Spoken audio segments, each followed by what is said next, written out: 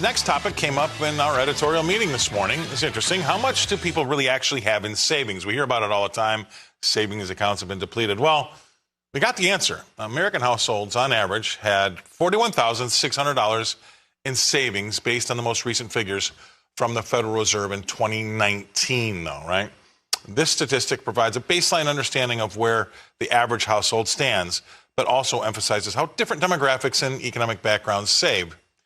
Now, in a survey conducted by GoBankingRate.com, the financial state of the average middle-class American reveals some figures about their savings and checking accounts. And roughly a third of women and men report having, get a load of this, less than $100 in their checking accounts. 100 or less in their checking account. That's really what it would be. So when it comes to savings, situation doesn't improve much. Roughly a third have around $100 or less. So on the brighter side, there's a small percentage that says 11% of women and 15% of men, they've managed to accumulate $10,000 or more, right? So you can see how the wealthy people are skewing these statistics. The average is $41,600, but when you do a deep dive, most people have less than $100. Boy, oh boy, that's what really was startling. How about this, though? Generation X is particularly alarming, with over 40% reporting less than $100 in their checking accounts. Boy, oh boy. Now, we knew just the person to have this chat with. I call him the money coach. Please welcome into the show, Craig Bolanos. Craig, thanks for coming around and sticking around and doing this show with us today. That's what I really wanted to highlight. Obviously, the rich are really skewing that number. The average is $41,600, but when you look at the real numbers, a third have $100 or less. That's not good. No, it's not good at all. And Scott, I feel like I was sitting in a statistics class learning about the difference between average, mean, and median. Yes. As you broke that all down. Very good But point. being a member of Generation X, right smack dab in the middle, I got to tell you, the reinitiation of student loan payments, Parent Plus payments, high interest rates on credit cards and HELOCs, everybody is struggling. And I don't want to kid myself. I talk about the price of a bag of Doritos all the time with you. That is my benchmark for inflation in America. Go figure, people are hurting. We got to find a way to start getting it corrected. Well, I mean, obviously, look, there's only one way out, and they have to make more money. Everybody asks me all the time when I go speaking, what do we do to gird ourselves against this? Or you just have to have more money. I mean, whether it's a second job or a side hustle or whatever, but these things that are getting turned back on, like your loan payments or your student loans, or if they're not even forgiven, I mean, those are all things that you signed up to and agreed to do anyway, and maybe you haven't lived up to them, or they got shut off, and all of a sudden you got surprised that they got turned back on again. But is there a moral and ethical thing, side of this, or is it just that for that bottom 60% of our economy, things are really, really tough?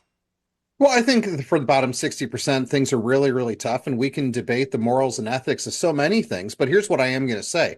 Yes, making more money seems like it cures all, but Scott, it actually doesn't. The secret to financial peace is for everyone to start telling their money where to go instead of wondering where it went. And I know nobody wants to hear that we have a personal responsibility to budget with a capital B, but that's just it. And if we start taking control of our money and telling it where to go, regardless of what we make, the challenges are real, but we can start making some meaningful headway. And that's the takeaway I want people to feel, is they have some hope. We just got to get the tools and make the commitment. Yeah, I think my retort more or less is the answer to inflation. Because if you are on fixed income and if things are 33% more expensive, the only way out of that really is to make more money. I mean, there's nothing else you can do unless you actually say no to something else in your budget if you do budget.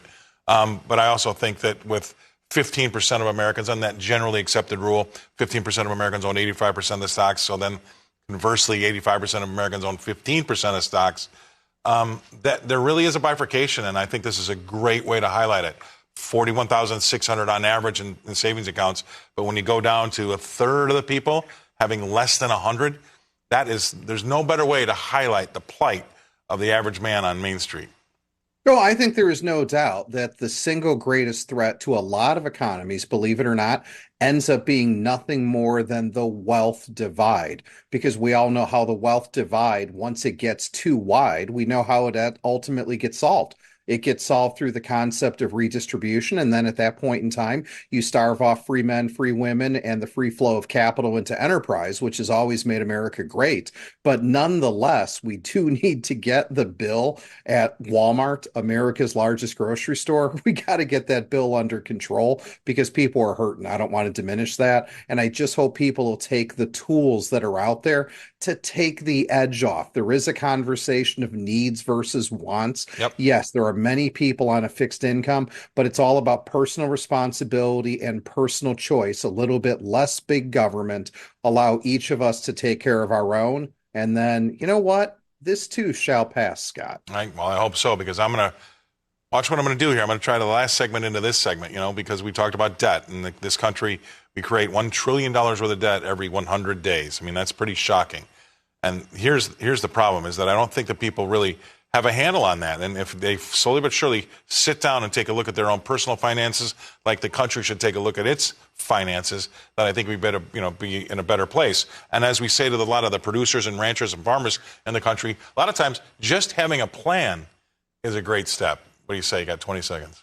Just having a plan is a great step. And Scott, if we want to explain the state of affairs to America, to everybody in a reasonable way, we should meet next week and just remove 8 zeros from the equation. Because when you take off all the zeros, it reflects a household budget. It makes it much more digestible to everybody who's listening. I might hold you to that, because I've seen that metric and it's fantastic. And there's no better time than now because of the situation that we're in. That's a great idea. I'm going to hold you to it. All right, Craig, thanks very much for coming on. Craig Bolanos, he's the CEO and co-founder of the Wealth Management Group up in Chicago.